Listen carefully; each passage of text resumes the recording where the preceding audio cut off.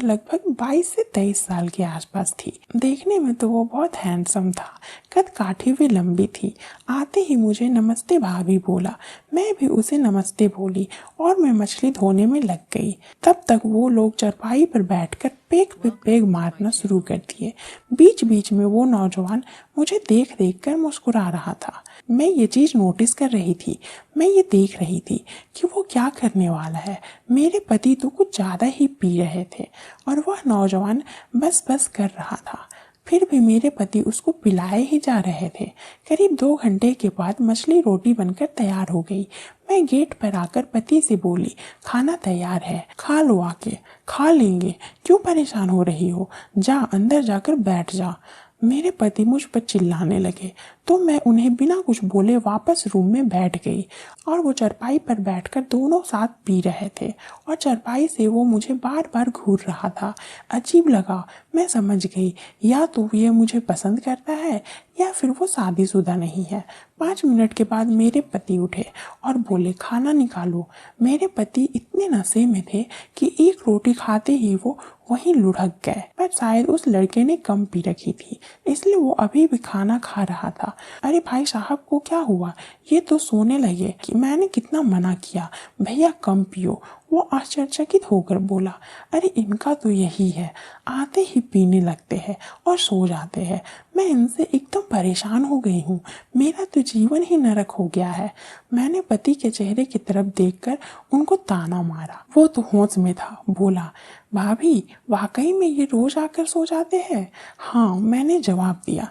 तो वो पानी का गिलास रखते हुए बोला, फिर आप दोनों का तो कुछ नहीं होता होगा। वही कहूँ कि आप इतना उदास क्यों रहती हो?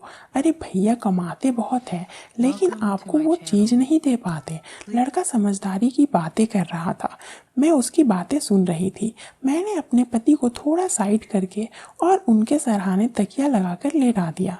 खुद कोने में जाकर लेट गई। वो लड़का खाना पीना खा चुका था। भाभी ज्यादा हो गई है, मुझे भी यहीं सोना है। सुबह उठकर भैया के साथ ही निकल जाऊंगा। हाँ क्यों नहीं, मैंने उसको तकिया देते हुए बोली। पर वह जब लेटा तो उसका चेहरा मेरी तरफ था और मुझे घूर घूर कर देख रहा था। वो काफी हैंडसम था तो मेरी नजर भी उस पर बार बार जा रही थी। मैं समझ गई कि वो इस चीज का भी प्यासा है जो प्यास मेरे पति मेरी नहीं बुझा पाते। अगले पल वो खिसक कर मेरे पास आकर लेट गया।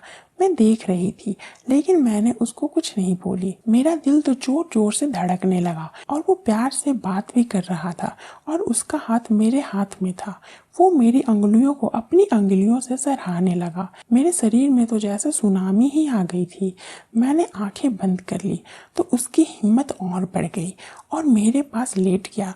उसने शुरुआत की तो मैंने भी उसको मना नहीं किया।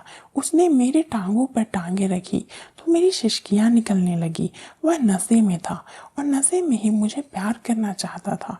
फिर उसने अपनी मोटी लाठी निकाली और मेरे ऊपर रख दी। मेरा तो वो इतना गीला हो चुका था कि उसकी लाठी रखते ही अंदर समा गई, लेकिन वो नशे में हिलडुल नहीं पा रहा था तो मैंने ही नीचे से धक्का देने लगी। करीब 10 मिनट तक वो मुझे झेलता रहा और फिर बस करो भाभी बोलकर साइड में ही लुढ़क गया। लेकिन उसने मुझे अच्छे से मजा दिया था और नशे में मर्द ज़्यादा मजा देता है और ज़्यादा समय तक टिका रहता है। ये बातें मैंने किताब में पढ़ी थी लेकिन आज मैंने रियल लाइफ में भी देख लिया। आज मेरी समझ में आ गया था कि पति चाहे कम कमाता हो लेकिन शराब ना पीता हो। किसी भी औरत को पैसे की भूख नहीं होती।